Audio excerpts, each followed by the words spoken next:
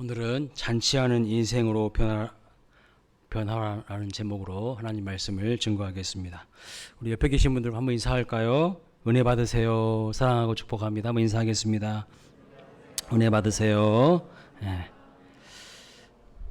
오늘 본문은요, 세리였던 레이를 부르신 예수님에 대한 이야기입니다. 예수님께서 세관에 앉아서 그 세관에 앉아 있는 레이를 보십니다. 이 레이라고 하는 인물은요, 마태복음에 보시면 마태라는 인물입니다. 그러니까 이름이 여러 개가 있는 거예요. 레이는 또 다른 이름이 마태입니다. 동일한 인물이라는 거예요. 레이라는 이름은 유대식 이름이고 마태라는 이름은 로마식 이름입니다.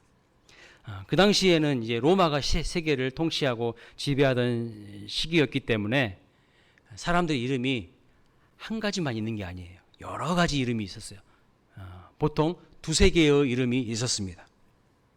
그래서 보통 히브리식, 유대식 이름이 있었고 또 로마식 이름이 있었고 헬라식 이름이 있었습니다.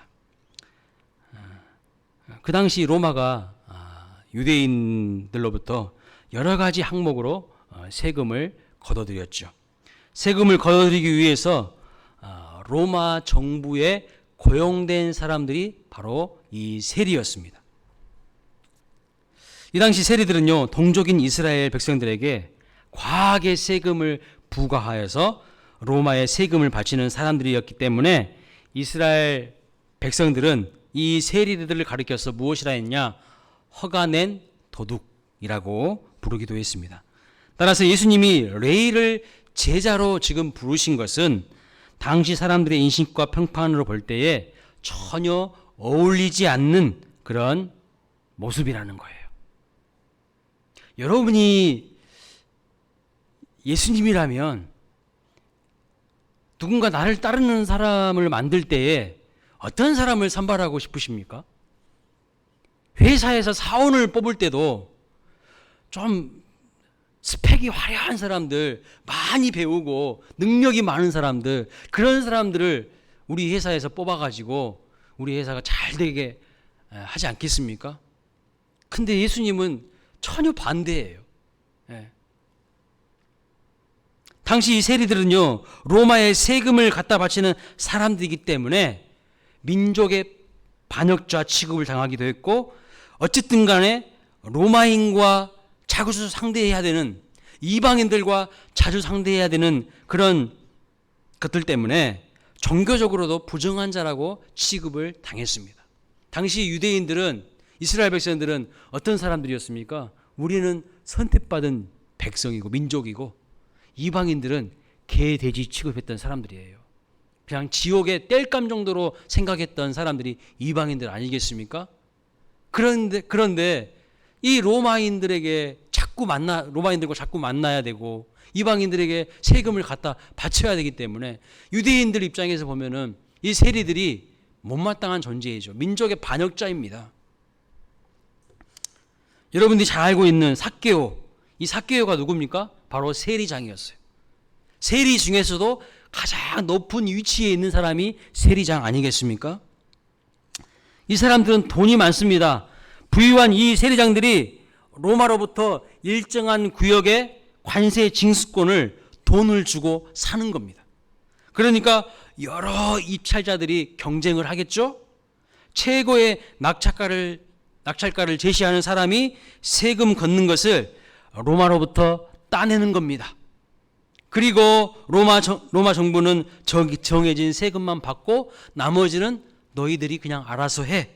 그러거든요. 그러니까 이 세리들이 본전을 찾으려면 어떻게 했을까요? 어떻게 해야 됩니까? 더 많은 세금을 과하게 부과해서 걷어들이는 것입니다. 그래서 과도한 세금을 유대인들에게 부과할 수밖에 없는 그런 구조였다는 것이죠.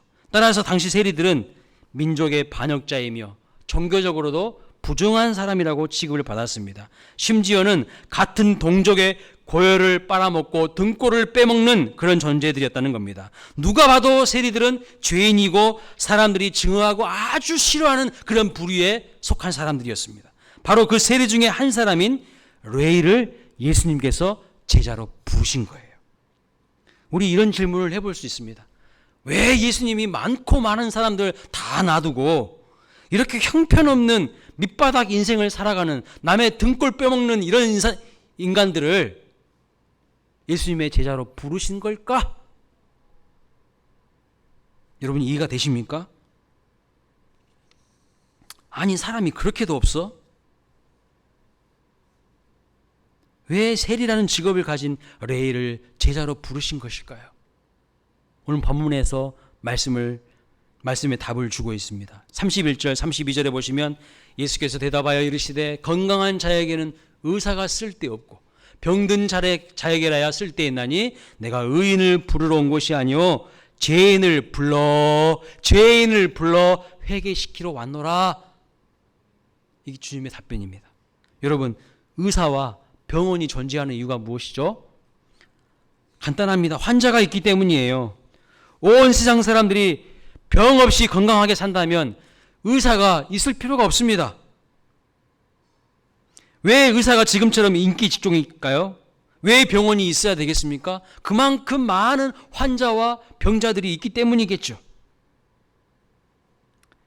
의사와 병원의 존재의 이유는 환자의 병을 치료하여서 건강한 자로 바꾸는데 그들의 사명이 있는 것이죠. 마찬가지로 예수님은 죄인을 위해서 오신 겁니다. 죄인을 회개시켜서 의인으로 바꾸시기 위해서 하나님의 자녀 삼고 하나님의 백성 삼기 위해서 이 땅에 오신 것이죠.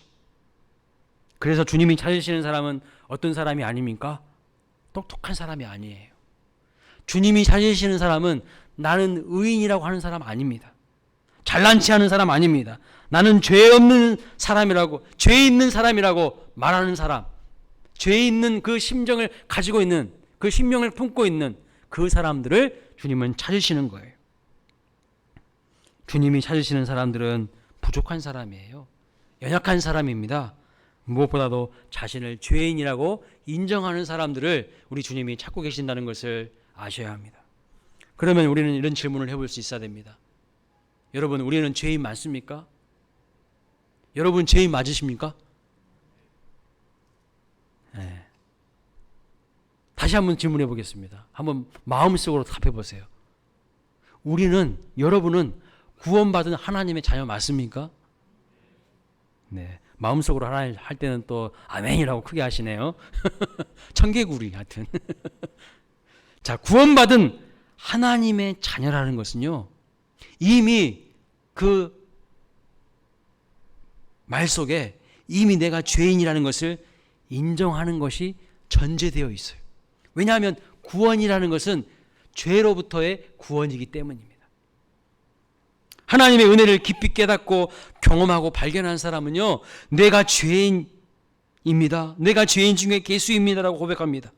사도 바울이요, 그의 신앙이 깊어지면 깊어질수록, 하나님의 은혜를 깨달으면 깨달을수록 무엇이라고 고백했죠? 그의 사역 초기에는요, 내가 사도 중에 지극히 작은 자입니다, 이렇게 고백했어요.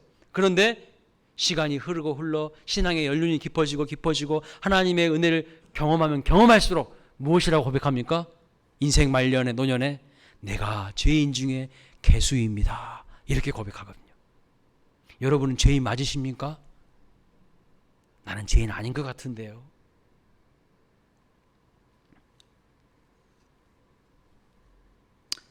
죄인 중에 괴수라고 고백한 사람은요, 하나님의 은혜 앞에 자신이 얼마나 연약하고 부족한 존재인지를 깨달은 사람입니다. 그런데 하나님의 은혜를 깊이 알지 못하고 형식적인 신앙생활을 하게 되면 아무리 신앙생활에 연수가 많다고 할지라도 자꾸 이 사실을 잊어버려요. 내가 연약하고 부족하고 죄인 중에 괴수이기 때문에 주님이 나를 찾아오셔서 고쳐주시고 구원하여 주신 것을 자꾸 잊어버릴 때가 너무나도 많다는 것이죠. 오히려 신앙생활이 오래되면 오래될수록 하나님 앞에서 자신이 한 것만 생각나요? 그래서 자기 의로 가득 찬 사람들이 되는 것입니다. 목소리가 커지고 자기의 권리를 막 주장하죠. 나 정도면 이 정도는 말할 수 있어 라고 하면서 이것이 바로 자기의 의로 가득 차 있다는 증거입니다. 여러분, 이런 사람의 특징은 교회를 와도요 은혜를 받지 못해요. 하나님은 항상 가난한 심령에게 은혜를 부어주시거든요. 하나님은 항상 겸손한 심령에게 은혜를 부어주시거든요. 자기 의로 가득 차 있는데 어떻게 은혜를 받습니까? 이런 사람들은 은혜를 받지 못할 뿐만 아니라 항상 불평과 불만을 말합니다. 우리가 신앙 연조와 관계없이 감사와 감격 속에서 신앙생활을 할 수 있는 비결은 우리 자신이 죄인이라는 사실을 더 깊이 인정하고 고백하는 겁니다. 만약에 우리의 신앙이 지금 무미건조하다면, 은혜를 받고 있지 못하다면, 그리고 불평과 불만만 가득 차 있다면 가슴에 손을 넣고 생각해 보셔야 돼요. 어디에서부터 잘못됐는지를 한번 생각해 보셔야 된다는 거예요. 뭐가 문제인지. 내가 죄인이라는 사실을 망가하고 있지는 않습니까? 나도 모르는 사이에 내 의가 가득 차 들어있기 때문에 신앙생활이요 무미건조하고 황폐하고 감격이 없는 것은 아닌지 점검해 보셔야 돼요. 하나님의 은혜가 풍성한 하나님의 은혜, 나 같은 죄인 살리신 하나님의 은혜가 크게 느껴지신 사람들은요 살아있어요. 영원히 살아있어요. 우리 신앙의 연조가 10년이 되든 20년이 되든 30년이 되든 뭐 은퇴를 하게 되든 간에 그것과 관계없이 감사와 감격 속에서 신앙생활 할 수 있는 비결이 무엇일까요? 내가 죄인임을 하나님 앞에서 더 깊이 깨닫고 인정하고 고백하는 겁니다. 나의 연약함과 부족함을 알고 하나님의 그 사랑과 은혜의 크심을 알고 나의 작음을 깨닫고 인정할 때, 그때 하나님의 크신 은혜를 더 많이 깨닫게 되는 거예요. 여러분, 성화가 무엇일까요? 성화. 문자 그대로 성화는 거룩하여지는 것을 성화라고 합니다. 자신의 죄인됨을 더 많이 인식하고 인정하는 것이 성화라는 거예요. 벼는 익으면 익을수록 어떻게 됩니까? 고개를 숙여요. 벼가 익을수록 고개를 숙이는 것처럼 그리스도인은요 성화될수록 자신의 죄인됨을 더 크게, 더 절박하게, 더 많이 인식하고 알게 됩니다. 이러한 영성을 갖게 되는 것이 바로 성화되어지는 거예요. 예전에는요 내 안에 2개의 죄밖에 골라내지 못했어요. 예를 들면, 그런데 아주 민감하고 밀접한 깊은 영성을 소유하는 사람이 되면 소유할수록 내 안에 죄가요 100개, 1000개 있다는 것을 더 민첩하게, 예민하게 보게 됩니다. 그러니까 자기가 죄인인 것을 더 많이 확인하고 더 크게 절감하게 되니까 더욱 그 사람은 누구를 필요로 하겠습니까? 그 사람은 더 누구를 필요로 하겠습니까?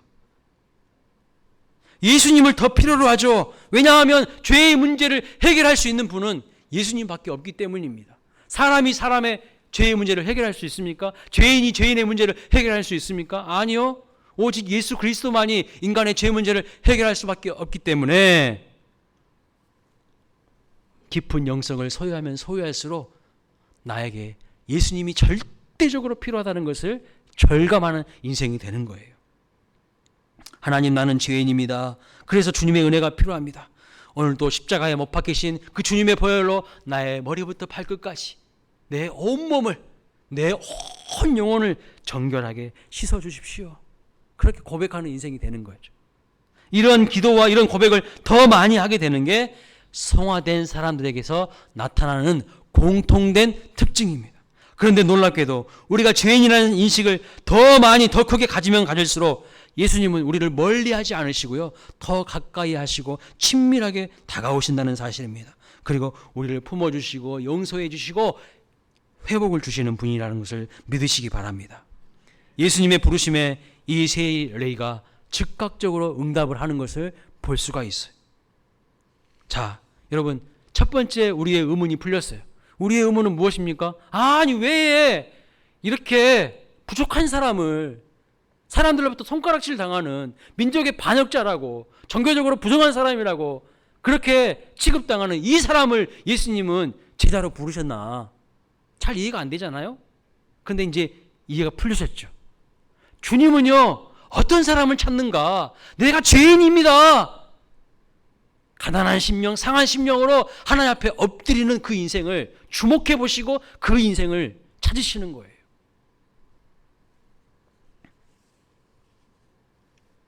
난 똑똑합니다. 나는 할 만큼 했습니다. 그런 사람은 주님은요, 가까이 하기를 원치 않으셔요. 주님은 오히려 그런 사람을 보고 냄새 난다고 하는 거예요. 세상 냄새가 많이 나는구나. 자기 교만으로 쩌들러져 있구나. 이렇게 이야기하시는 거예요.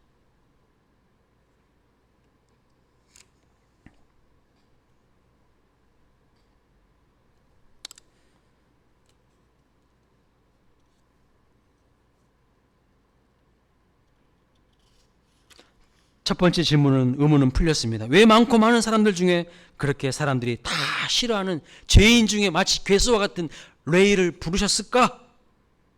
주님이 말씀하십니다. 나는 의인을 부르러 온 것이 아니라, 나는 의인을 부르러 온 것이 아니라 죄인을 불러 그를 회개시키기 위해서 왔다. 주님의 존재 이유, 주님의 사명이 바로 이것이라고 분명히 말씀하고 있어요. 세리 레이의 마음속에 자기 안에 소망이 없음을 이 레이는요, 알고 있었어요. 영적으로 깊은 공허함을 느끼고 있었어요. 여러분, 남의 등골 빼먹고 고해를 빨아먹는다고 해가지고 행복할까요? 돈 많다고 행복할까요? 이 레이는요, 이 세리는 돈은 많이 있었을 줄 모릅니다. 그리고요, 배운 사람이에요. 상당히 배운 사람이에요. 왜냐하면 당시에 세리하려면요, 적어도 2개국에서 3개국어를 할 줄 알아야 돼요. 로마 말, 헬라 말, 히브리 말 3개국어를 할 줄 알아야 돼요. 상당히 배운 사람이라니까요. 그리고 돈도 많아요. 근데 행복하지가 않아요. 왜요? 민족의 반역자, 종교적으로 부정한 사람, 낙인이 딱 찍혀 있어요. 사람들로부터요, 외면당해요. 그래서 깊은 고독과 외로움을 가지고 있는 사람입니다. 자기 마음속에 깊은 공허함을 느끼고 있었어요. 자기 자신이 죄인이라는 사실을 그는 인정하고 있었어요. 그런데 간혹 예수님에 대한 소문을 들었어요. 예수님이 범상치 않은 하나님 나라의 메시지를 전한다는 것을 듣고 있었고, 병자들을 고치신다고, 가난한 자와 가부와 고아와 사회적 약자들을 사랑하신다고 듣고 있었어요.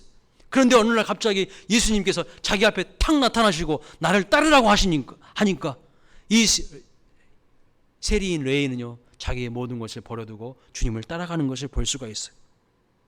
여러분, 이 세리 레이는요, 상당한 성경 지식에도 해박한 사람입니다. 나중에 마태복음을 기록한 사람이 바로 이 세리 레이예요. 레이와 마태는 동일한 인물이에요. 그런데 성경에 보면 사도 바울만큼 이 구약의 정통에서 구약 성경을 많이 인용한 사람이 없거든요. 복음을 제시하는데. 그런데 사도 바울보다 더 많이 구약 성경을 인용해서 성경을 기록한 사람이 누구냐면 마태예요. 그래서 어떻게 할 수 있는가? 마태복음에 보면 알아요. 마태복음에 보면 수많은 구약 성경의 이야기들을 끌어와서 복음을 이야기하고 있는 것을 볼 수가 있어요.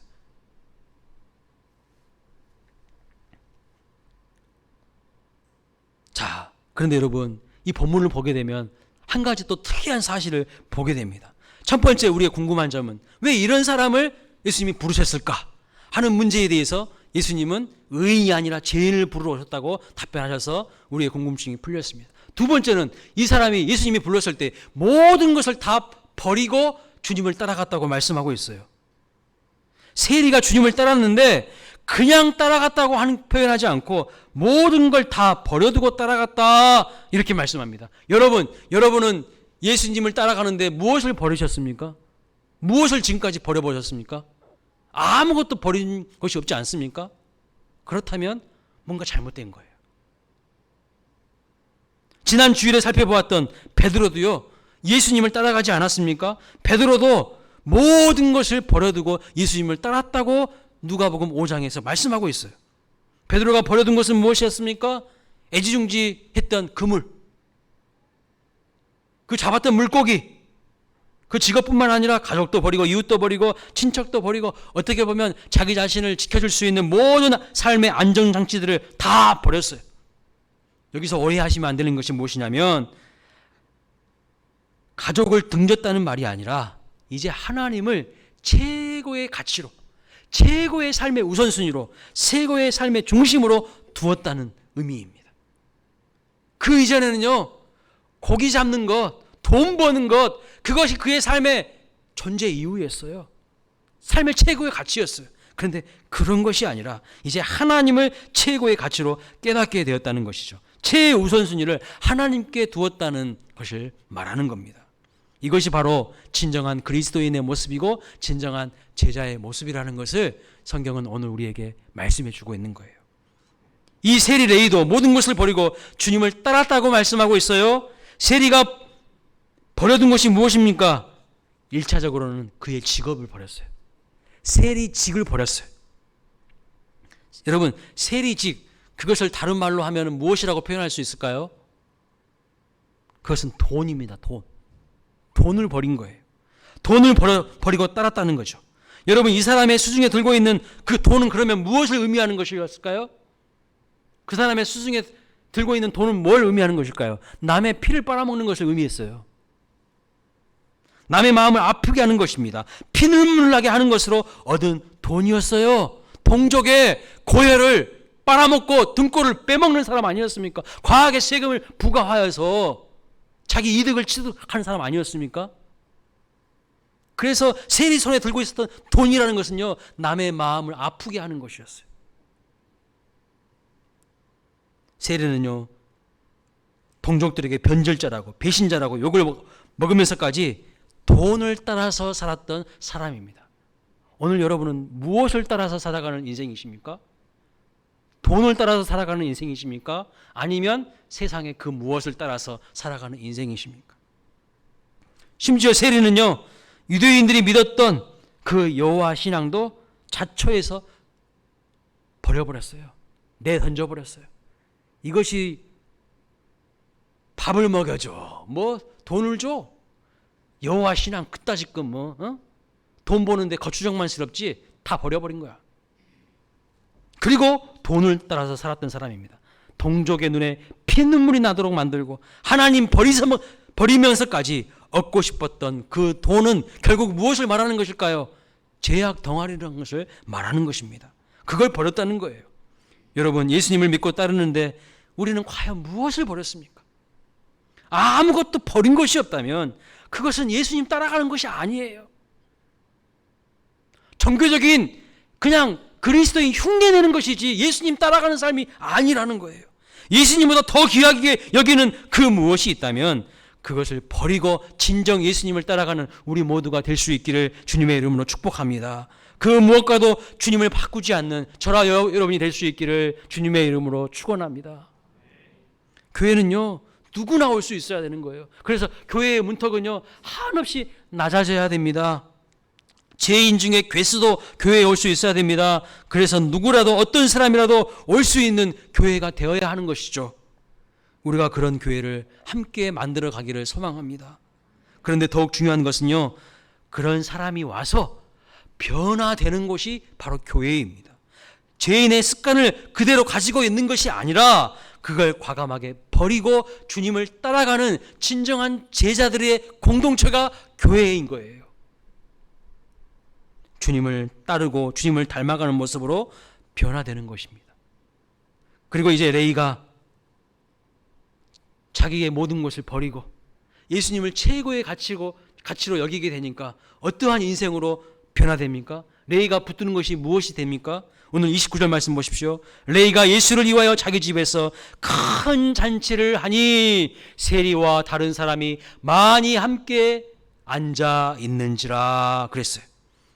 지금 예수님이요, 잔치의 주인공으로 계십니다. 예수님이 잔치에 초대받은 손님이 아니라 주인공이에요.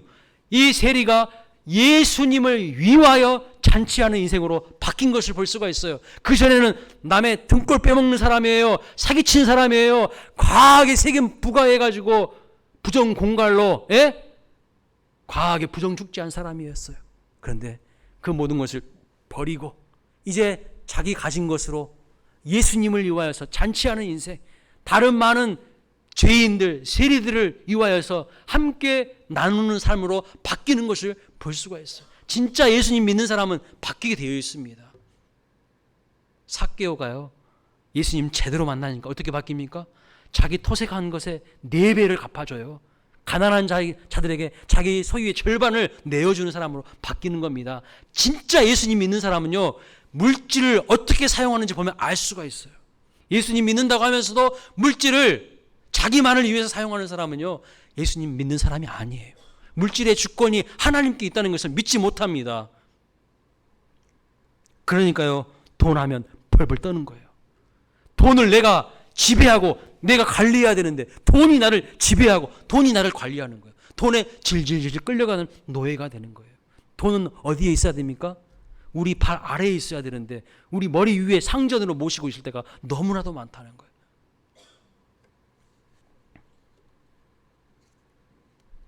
이 사람 어떤 사람이었습니까?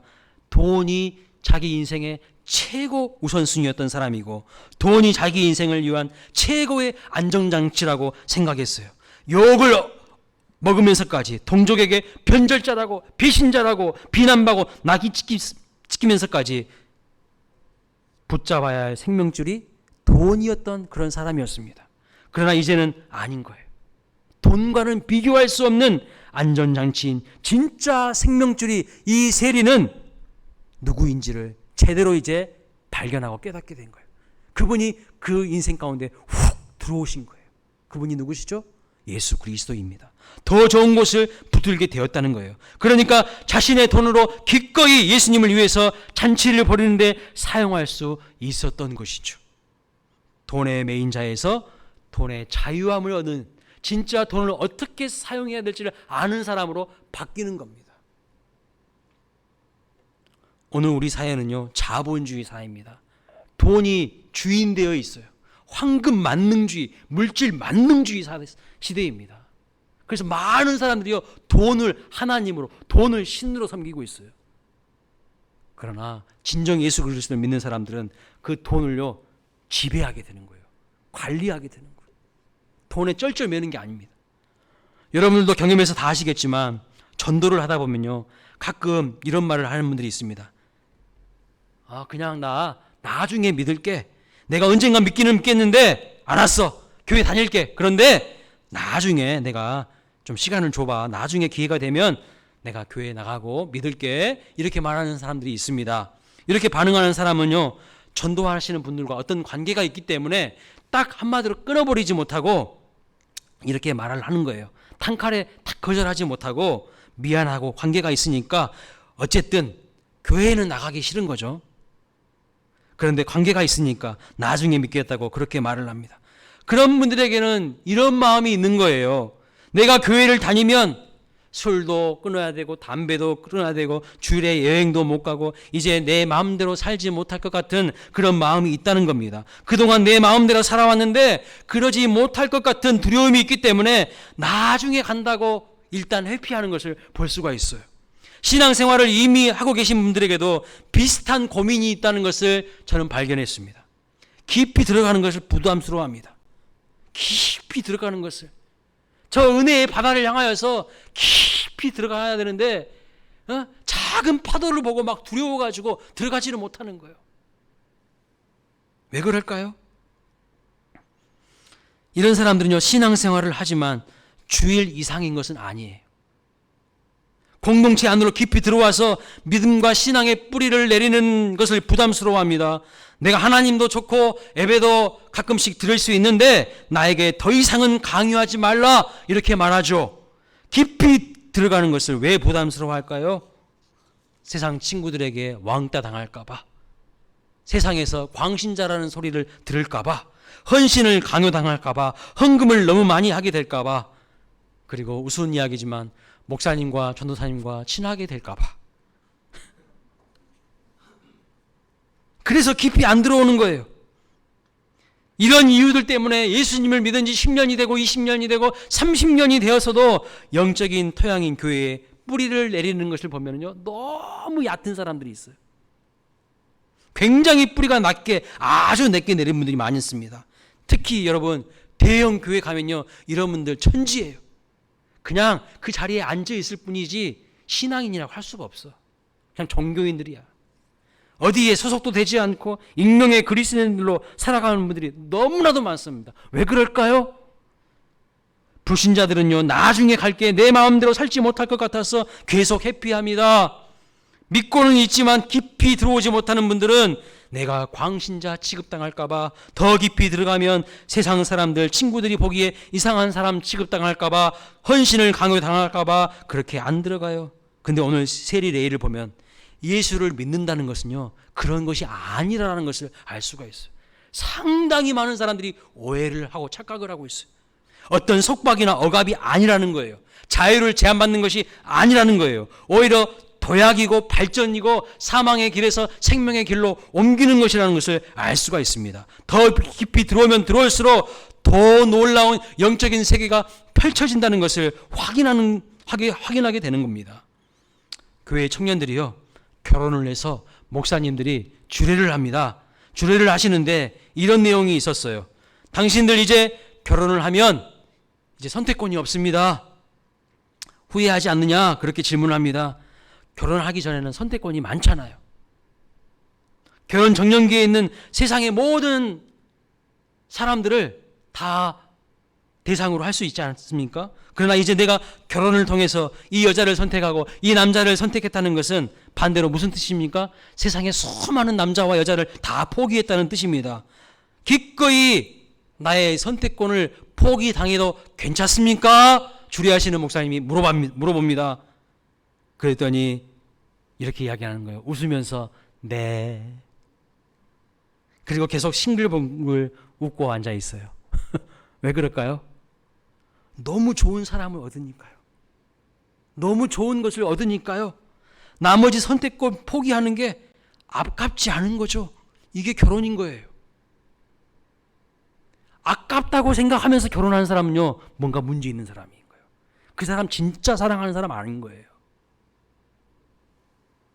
예수를 믿는다는 것도 바로 이런 것입니다. 세상에 그 어떤 것과도 비교할 수 없는 어마어마한 보배를 발견하고 그 보배를 소유하게 되는 거예요. 예수를 믿는다는 것은요, 예수님과 결혼한 겁니다. 그런데 오늘날 예수님을 바라보지 않고 세상에 마음을 주고 영적인 바람을 피우는 사람들이 너무나도 많다는 거죠. 거기에 최고의 우선순위, 최고의 가치를 두지 않는 사람들이 너무 많다는 거예요. 여러분, 지금 세리 레이가 금욕의 정신을 가지고, 내가 금욕해야 되겠다. 금욕의 정신을 가지고 지금 자기 가진 것을 모두 버린 것입니까? 아니에요. 아니에요. 자기 손에 500원 갖고 있었는데 누군가가 와서 나한테 100원 있으니까 바꾸자고 하면 바꿉니까? 절대 안 바꿉니다. 왜 안 바꿀까요? 내가 갖고 있는 가치가 더 큰데 누구와 바꿉니까? 안 바꾸는 거예요. 오히려 움켜집니다. 그런데 어떤 사람이 10,000원짜리를 갖고 와가지고 내 손에 들고 있는 100원짜리와 바꿔줍니다. 그때 내 손에 들고 있는 100원짜리 기꺼이 내어주죠. 왜냐하면 10,000원짜리와 바꾸는 거니까요. 주님을 얻는다는 것은 바로 그런 거예요. 사도 바울이 그랬어요. 그리스도 예수를 믿고 보니 예수 그리스도를 아는 지식이 가장 고상하다. 세상의 모든 것을 내가 배설물로 여기게 되었다. 세상의 그 모든 것 필요한 것입니다. 중요한 거예요. 그러나 예수 그리스도와 비교해 봤을 때 그것은 가치 없는 것이라는 것을 깨닫게 된 거예요. 여러분, 예수님을 그렇게 믿고 계십니까? 레이는요, 돈에 매인 인생이었어요. 그래서 민족을 버리고 종교를 버리고 세리가 된 것입니다. 하나님 그까짓 것도 다 버렸던 사람입니다. 결과가 뭡니까? 돈을 얻었을지 모르겠어요. 부유했어요. 그는 부는 소유했을지 모르겠어요. 그러나 행복했을까요? 정말 행복했을까요? 왜냐하면 그는 행복하지 않았습니다. 왜냐하면 사람은요, 소외당하고 배제당한 상태에서는 살지 못해요. 남들에게 손가락질 당하면서 매국노 같으니라고 이 나쁜 놈들, 민족의 고열을 빨아먹는 저 독한 놈들, 이런 소리 들어가면서 부정한 자로 취급당하면서 소외되고 배제당한 상태에서는요, 행복하지 못합니다. 아무리 물질이 많아도 행복하지 못하는 거예요. 인생에 돈을 많이 소유하고 있다 할지라도 이 레이는요, 절대로 행복한 사람이 아니었어요. 예수님은요, 그래서 그 레위의 마음을 꿰뚫어 보시는 거예요. 그의 마음 속에 있는 깊은 외로움과 고독함을 아셨어요. 누구도 그의 친구가 되어주지 않은 거예요. 행복하지 않다는 걸 알아요, 예수님은. 그 영혼이 깊은 영적인 허기짐 가운데 있다는 것을 알았어요. 자기의 직업이 싫은데도 가감히 떨쳐버릴 수 없는 고통과 번민에 찬 이 레위의 모습을 예수님은 꿰뚫어 보신 거죠. 그리고 말한 거예요. 나를 따르라고. 세리 레위가 예수님을 믿으니까요, 이제 돈에서부터 자유한 인생이 됩니다. 여기 자유해진다는 말을 여러분 오해하시지 말아야 됩니다. 잘 이해해야 됩니다. 돈과 담 쌓고 살았다, 더 이상 돈이 필요 없게 되었다, 그런 의미가 아닙니다. 돈을 제대로 사용할 수 있는 사람이 되었다는 의미가 되는 것입니다. 돈의 위치를 제 자리에다가 갖다 놓았다는 의미가 되는 거예요. 그전에는 돈을 모시고 살았어요. 내 머리 위에다가 상전이야. 근데 돈의 위치가 어디에 있어야 되는 거예요? 우리 발 아래에 있어야 되는 거예요. 내가 그 돈을요, 지배하고 깔아뭉개야 되는 거예요. 근데 오늘날 많은 사람들은 돈을 상전 삼고 살고 있어요. 이 세리는 예수님을 믿기 전에는 돈이 신이었어요. 돈이 하나님이었어요. 돈 그것만 있으면 내가 행복해질 수 있을 거야. 그래서 민족도 버리고 하나님도 버린 겁니다. 근데 행복하지 못했어요. 그러나 예수님이 그 인생의 중심으로 들어오시니 돈이 있어야 될 그 위치로 돌아간 거예요. 제 위치를 찾은 겁니다. 돈을 제대로 쓸 수 있게 되었어요. 지금 세리가 누구를 위해서 여러분 돈을 사용하고 있는지를 보십시오. 그 전에는요, 뭐 예수님을 위해서, 하나님을 위해서 돈을 사용해? 말이 안 되는 거예요. 가난한 사람들, 죄인들을 위해서 돈을 사용해? 아니요, 말도 안 되는 일인 거예요. 그런데 오늘 본문을 보십시오. 예수님을 위하여서 잔치하는 인생으로 바뀌었어요. 그리고 그 잔치에 초대한 사람이 누굽니까? 같은 세리들, 죄인들, 세상 사람들이 손가락질하는 그런 죄인으로 취급당하는 사람들을 초대해서 예수님과 함께 먹고 마시고 즐기고 있는 것을 볼 수가 있다는 겁니다. 그런데 그 모습을 바리새인들과 세리들을 보면서 손가락질하고 있어요. 왜 죄인들과 같이 노느냐고. 오늘 우리가 바리새인과 세리는 아닙니까? 세상의 온갖 고정관념과 편견으로 편가르기 하고 갈라치기 해서 경계를 딱 그어놓고, 이런 사람들은 교회 올 수 없어, 우리 공동체 안에 들어올 수 없어, 나와 함께 할 수 없어, 우리끼리만 해, 모임을 만들고 있지는 않습니까? 그렇다면 회개해야 됩니다. 주님은요, 경계선을 뛰어넘으셨어요. 세리에게 찾아가신 거예요. 죄인들에게 찾아가신 거예요. 그들의 친구가 되어주신 겁니다. 여러분, 복음은요, 모든 것을 올바른 위치로 옮겨다 놓습니다. 예수를 믿을 때 우리의 인생이 이제 도약하는 인생이 되는 거예요. 더 높은 단계로 발전하게 됩니다. 예수를 믿는 것은 뭔가를 포기해야 되고, 뭔가 내 의도되지 않은 것인데 억압당하고 구속당하고 내 자유가 제한당하는 것이 아니라 도약이에요. 즐거운 인생으로 변화되는 거예요. 초대교회의 성도들이요, 강요에 의해서 자기 가진 재산을 팔고 물질을 통해한 게 아니라 자발적으로, 사도행전 말씀 보니까 자발적으로 자원하여 기뻐하는 마음으로 자기 가진 것을 자기 것으로 여기지 아니하고 공동체에 함께 가난한 사람들에게 나누고 베푸는 것을 볼 수가 있습니다. 기독교는 공산주의가 아니에요. 공산주의는요, 부의 재분배를 이야기하지만 강압적이에요. 몇몇 힘 있는 사람들이 힘 없는 사람까지 다 긁어 뺏어가지고 공평하게 분배한다고 합니다. 근데 교회는요, 그게 아니에요. 성령은요, 우리에게 자원하는 심령으로, 감사하는 마음으로 부의 재분배를 이야기하고 있는 것을 볼 수 있어요. 그래서 자기만을 위한 잔치가 아니라, 자기만을 위한 인생이 아니라 많은 사람과 더불어서 잔치하는 인생이 되었고, 거기엔 다른 사람들과 세리들도 초대되어서 많이 함께 웃고 웃으며 즐기는 것을 볼 수가 있습니다. 이것이 바로 우리 인생이 되어야 된다고 청사진을 그려주고 계시는 거예요. 오늘 우리도 예수를 아직 믿지 않는 사람들에게 예수님을 전해야 합니다.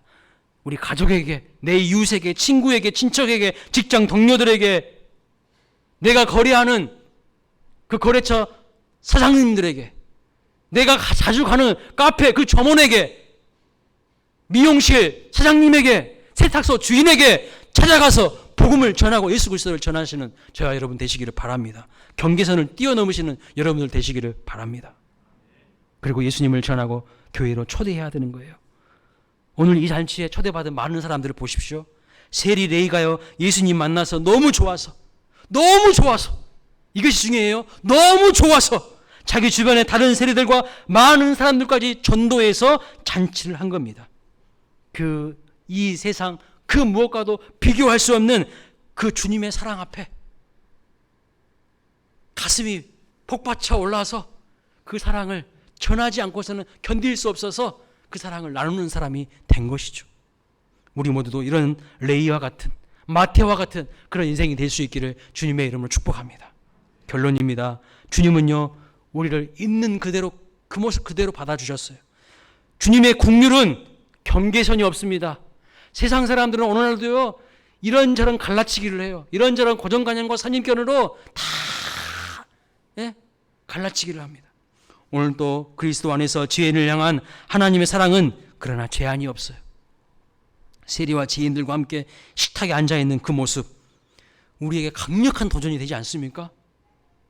우리는요, 나하고 좀 교육 수준이 비슷한 사람, 소득 수준이 비슷한 사람, 좀 뭔가 그런 사람들하고만 교제하고 있지 않습니까? 전면적으로 우리의 신앙을 바꾸라는 개혁의 메시지인 겁니다. 우리는 무엇을 위해 존재합니까? 우리의 관심은 어디에 있습니까? 나의 신앙을 순수하게 잘 지키는 것도 정말 중요합니다. 그러나 더 중요한 것이 있습니다.